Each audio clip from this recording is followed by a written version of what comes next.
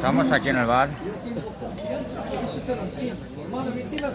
Ya estamos aquí haciendo un carpaccio de boletus.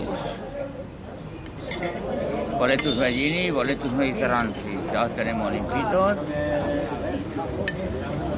Aquí está el maestro, aquí tenemos el aceite y aquí tenemos la sal. Para un rico carpaccio. Por ahí tú de tercera se encogido en carpaccio, es una seta muy buena.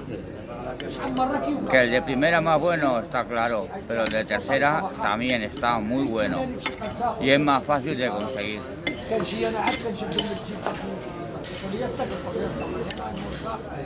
Cualquier pinán, cuanto llueve, sale. Y es un manjar.